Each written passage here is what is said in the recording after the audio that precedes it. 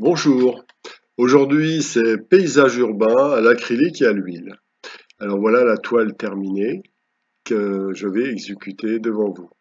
Alors avant toute chose, on m'a demandé comment on pouvait m'aider parce que beaucoup de personnes m'envoient des commentaires et souhaiteraient aider ma chaîne. Eh ben, c'est très simple, hein, partager, liker, commenter et puis pourquoi pas Tipeee, hein. Voilà. Alors là, donc c'est une toile qui fait 50 par 50 et c'est un paysage urbain parisien. Donc j'ai pris une photo et à partir de cette photo, donc je construis. Donc la première étape dans le dessin, ça consiste à mettre en place la ligne d'horizon. Là, je l'ai pas bien indiqué, mais c'est très important, toujours mettre la ligne d'horizon et un point de fuite qui va indiquer la fuite de tous les bâtiments et de tous les éléments horizontaux de la rue et qui vont donc qui sont parallèles les uns aux autres, qui vont au même point de fuite.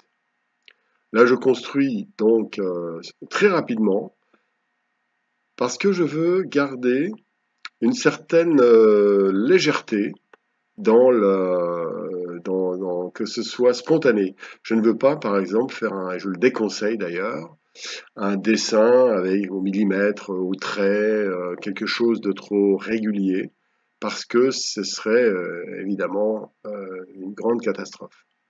Euh, la peinture, ça doit rester sensible, même quand c'est dans la construction, même quand c'est dans le dessin, ça doit être fluide, vivant, et donc ces petites imperfections qu'on met à droite et à gauche sont fondamentales pour donner une légèreté au tableau. Là, je suis en train de construire le premier plan parce que c'est évidemment important d'avoir un axe principal de travail. À partir de cette base, cette première structure, je vais pouvoir aller vers les lointains. Alors donc j'ai fait sur une toile que j'ai enduite avec du gesso et puis des petits effets de matière et je construis légèrement. Et là, je l'ai gardé quasiment en blanc, je mets juste un petit peu de gesso et je vais faire mon travail avec au couteau, avec du pinceau, des projections, des coulures, vous verrez donc tout ça. Habituellement, je dessine peu, pas aussi précisément, mais là, c'est un paysage complexe et il est vrai que pour pouvoir peindre un paysage complexe comme ça à main levée, il faut avoir beaucoup d'entraînement. C'est un petit peu comme en musique, les gens qui peuvent jouer une partition sans l'avoir jamais vue. Il faut avoir beaucoup d'entraînement pour fabriquer et recréer le dessin en même temps, faire le dessin en même temps que l'on peint. Voilà, donc là, c'est dans un but pédagogique. Habituellement, je fais pas comme ça. Je construis un petit peu ce que je conseille de faire à tous les peintres débutants, moyens. Voilà.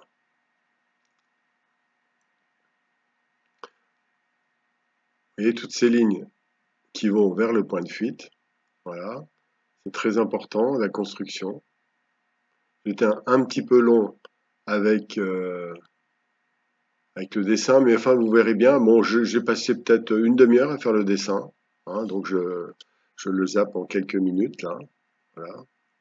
J'ai fait des petites coupures, la prochaine fois, je le ferai un peu moins long, voilà. Je vais donc faire plusieurs vidéos, il y en a donc dans le même esprit, j'ai encore un autre paysage parisien, et puis un portrait avec cette technique, voilà. Là, ressort ma newsletter, voilà, n'hésitez pas. C'est bien aussi pour communiquer de manière régulière pour ceux qui sont passionnés par le dessin. Voilà, alors maintenant la partie droite est sensiblement faite et je commence la partie gauche assez rapidement. Voilà. C'est important que les éléments, par exemple là, les futures voitures, soient bien à leur place. Donc il faut prendre des repères de l'autre côté de la rue qui est déjà faite pour que ce soit proportionné. Par exemple, que vous n'ayez pas une voiture qui fasse la taille d'un magasin, quoi, hein. Voilà. Là, c'est la tour Eiffel, très légèrement. Voilà, le tour est joué.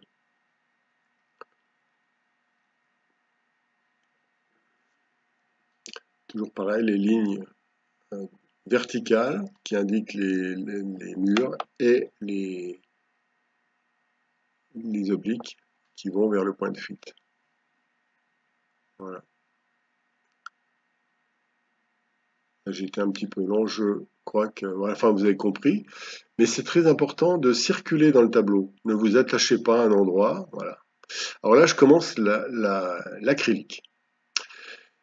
Je fais légèrement une préparation à base de couleurs qui vont être sensiblement celles de la fin, qui seront à la fin. Là, c'était un rouge vif, foncé. Et donc, je tends vers, je m'approche doucement vers ce que ce sera plus tard. Alors là, c'est de l'acrylique simplement avec de l'eau. Alors des fois, je prends du médium, mais bon, c'est pas une grande nécessité. Les médiums acryliques ont tendance quand même à être un petit peu, comment dire, poisseux, pour faire simple. Donc là, je mets simplement avec de l'eau. Ensuite, je grave. Je mets des petits empattements. Vous voyez, là, toutes ces zones-là vont être assez foncées puisque c'est la nuit. Donc, j'avance le schmilblick autour du dessin. Voilà. Là, c'est au couteau. Donc, ça me permet de faire des irrégularités, des effets d'empattement de matière qui sont assez sympas. Mais j'ai voulu faire aussi quelque chose d'assez simple. Hein. C'est dans un esprit d'exercice quelque part. Hein.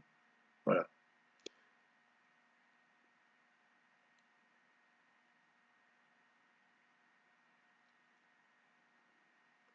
Alors, le couteau, on peut l'utiliser à plat, ou en gravant, en appuyant, en frottant, etc.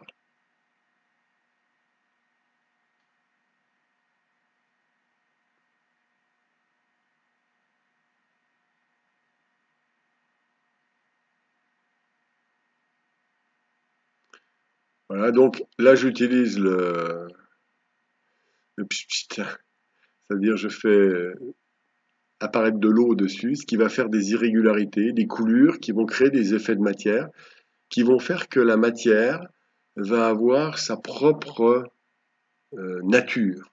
Vous voyez, dans l'acrylique, ce qui est important, c'est de faire vivre tout ça. Il ne faut pas, surtout pas colorier. Et surtout pas colorier. Ce qui est très important, c'est de monter progressivement. Voilà, il a les valeurs foncées qui montent, qui vont commencer à créer un repère de plus en plus fort sur cette petite base de gris que j'ai mis. Et puis ensuite, je mettrai les couleurs. Alors un point très important, ce que je dis très souvent, il faut d'abord penser valeur, donc c'est ce que je suis en train de faire dans les grandes lignes, puis ensuite couleur. C'est-à-dire que les valeurs épousent le dessin et placent une espèce de structure de lumière sur laquelle les couleurs vont pouvoir s'adosser. On va dire les couleurs vont épouser les valeurs. Voilà, déjà là, je suis dans la logique un petit peu, vous savez, des révélateurs photos.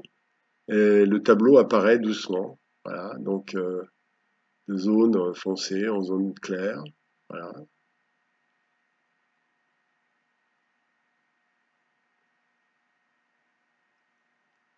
Et chaque fois que je mets une zone foncée, ça rend une chose plus claire, une partie plus claire.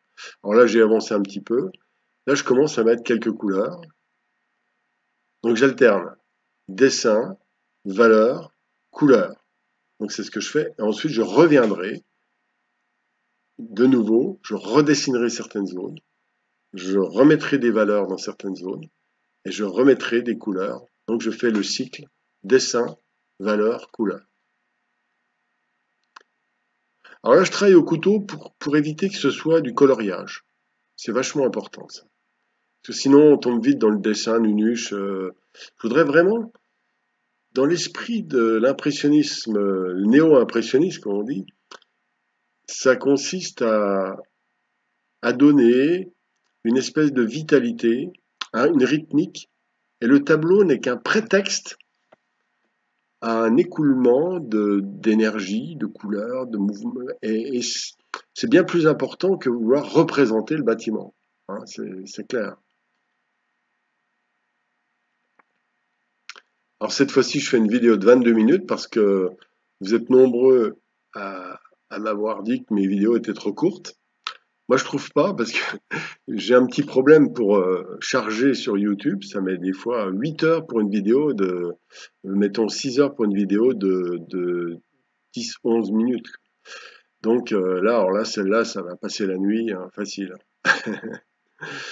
Voilà. D'ailleurs, si vous avez des explications à me donner, je suis preneur. Pour la raison pour laquelle j'arrive pas à charger plus vite.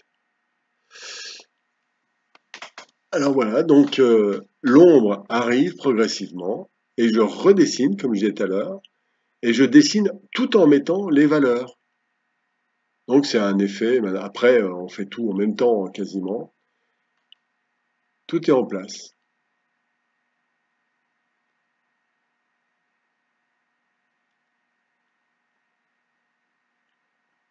Voilà.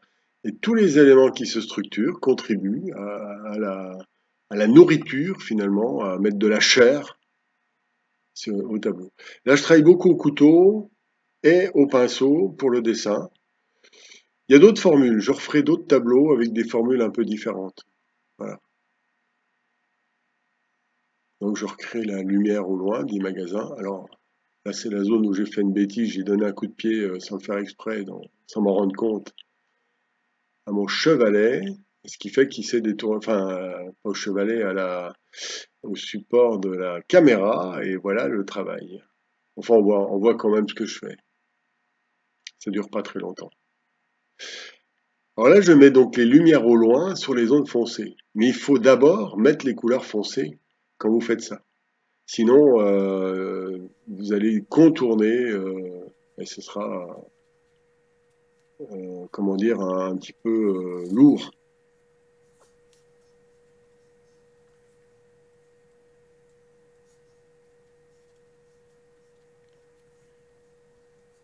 Là, je cherche à suivre la photo, en fait, le tableau tel qu'il est, mais de manière assez vivante. Vous voyez, là, je tiens mon pinceau sur le côté et je fais des balayages. Là, maintenant, j'écris le nom du café qui s'appelle Au Capitole. Voilà. Bon, là, on voit pas ce que je fais. Désolé, je me suis trompé. Voilà. Et vous avez remarqué que, même si on voit pas bien, j'ai gravé avec le manche du pinceau sur les écritures pour éviter que ce soit trop euh, dessin au Capitole, voilà, comme un décalcomanie. Voilà. Donc, toujours structuré et déstructuré. C'est, comme diraient les alchimistes, solver et coagula. Voilà. Là, nous sommes toujours à l'acrylique, hein. Voilà. Voilà, donc je construis les voitures à gauche. Vous remarquerez que ça se fait tranquillement, ça monte doucement.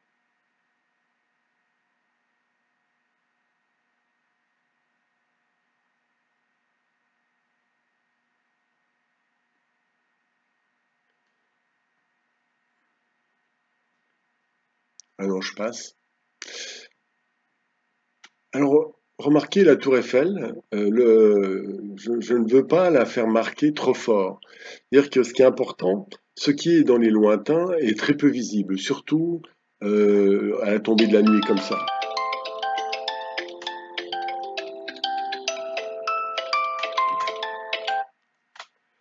Voilà, téléphone. Et donc là, je restructure un petit peu toute cette zone-là. Voilà, ça s'organise, ça s'organise. Petit à petit, petite touche et touche au pinceau, touche en balayant sur le côté, parfois des projections, vous verrez un petit peu après, parfois un petit trail au couteau, parce que c'est cet entremêlement de lignes, de traces, de taches autour d'un dessin qui donne une espèce de vibration inconsciente et qui est très très intéressante.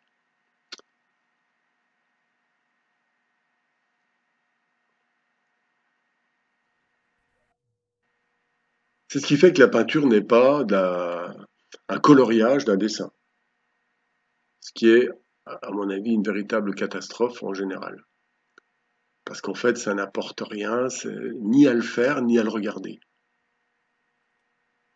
Pour ça, je suis assez hostile à l'hyperréalisme, qui est finalement quelque chose d'assez facile, puisque tout le monde peut le faire, il suffit de prendre son temps, et on fait le dessin, on colorie, et puis on prend son temps, des heures et des heures et des heures, et c'est relativement facile à faire, hein, c'est des travaux, et on le voit trop souvent. Alors c'est très très bien, attention, hein, je ne critique pas parce que c'est extrêmement bien comme exercice, mais quand ça devient trop systématique, la peinture, alors c'est surtout au pastel, ça, il y a une espèce de folie des photocopies pastel. Et je trouve que le rôle de l'art est avant toute chose de laisser s'écouler l'énergie et non pas de façonner une tête dure, comment dire, qui se rassure dans un monde figé. Voilà. D'où la méthode que j'essaie de vous montrer là progressivement. Voilà. Alors là, je vais attaquer l'huile. Voilà. Donc ça, c'est une technique que j'aime bien parce que alors quand vous prenez de l'huile, hein, donc il n'y aura pas de problème sur l'acrylique. Elle va adhérer naturellement. Et donc là, je positionne donc les traces. Alors l'avantage de la peinture à l'huile, c'est qu'elle est beaucoup plus glissante, beaucoup plus, voilà, on peut faire des projections, on peut faire plein de choses. Et la peinture à l'huile, donc il n'y a rien de particulier, elle adhère très facilement sur la peinture acrylique. En revanche, surtout ne faites jamais l'inverse, hein, ne mettez pas de peinture acrylique sur de l'huile, hein. Sinon, il y aurait des effets de craquelage et ce serait à la fin des haricots. Et là, je crois que, oui, c'est des projections. Et là, je suis encore dans la phase, là, voilà, c'est seulement là l'huile. Avant, j'étais encore dans l'acrylique. Et vous avez vu, j'ai fait des projections avec le manche. Alors là, ce que je fais, c'est une espèce de glacis de travail, j'appelle ça. Je crée une espèce de nourriture sur tout un ensemble. Regardez comme ça colorie légèrement et ça crée une unité dans l'ensemble des valeurs, des couleurs. Donc les valeurs sont très légèrement anesthésiées, les couleurs sont intégrées, et là j'ai voulu des couleurs un peu plus chaudes. Et ça me permet tout de suite de mettre quelque chose d'assez sympa. Le reproche que je fais à l'acrylique, c'est que ça, on ne peut pas le faire facilement. Parce que l'acrylique, par nature, est un petit peu opaque. Alors que l'huile peut être opaque, mais peut être aussi très transparente. Voilà. Alors là, j'ai utilisé un médium de chez Marin, hein, voilà, mais j'en ai d'autres. J'utilise le médium flamand, fortement dilué. Voilà. Et ça, vous regardez mes autres vidéos, j'en parle souvent quand je parle de peinture à l'huile. Voilà.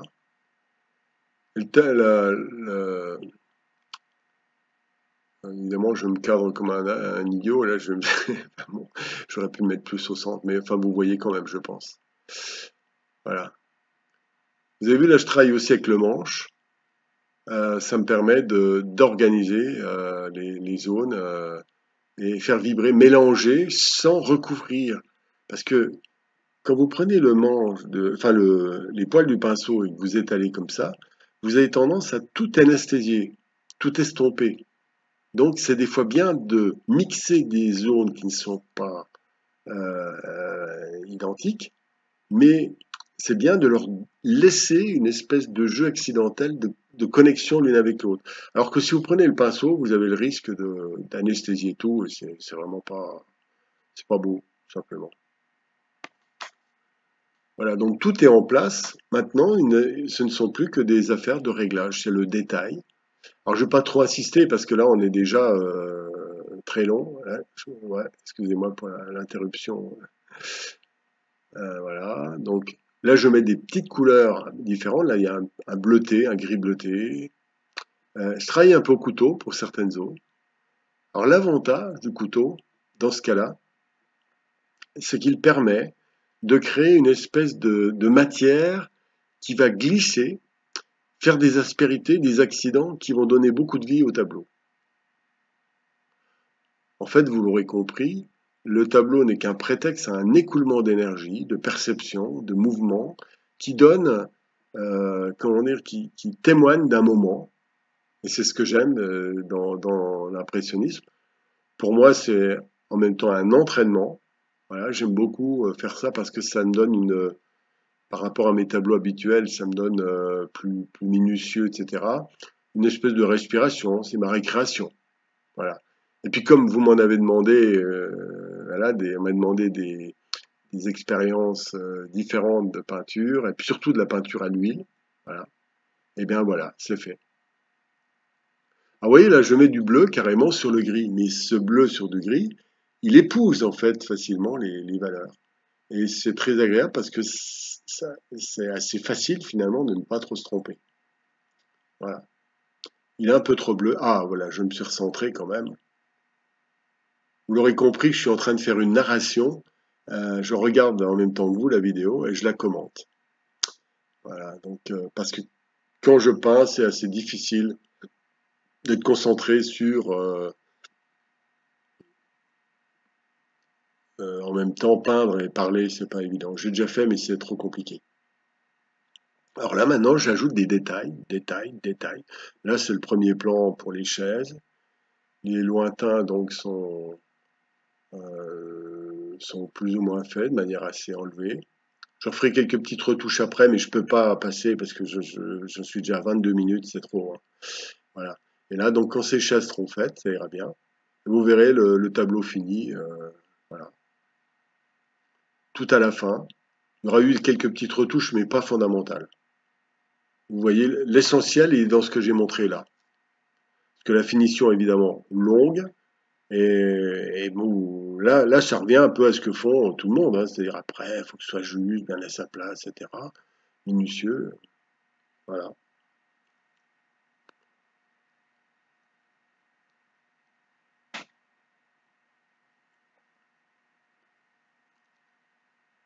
Là, le bleu est un peu fort. Je crois que je vais adoucir un peu. Les chaises, voilà. Et oui, quand on mixe comme ça, il y a des traces, des traits qui mélangent les choses. Voilà. Eh bien, écoutez, euh, je vous souhaite, voilà, à la fin, donc le tableau fini, plus ou moins. J'aurai des retouches à faire.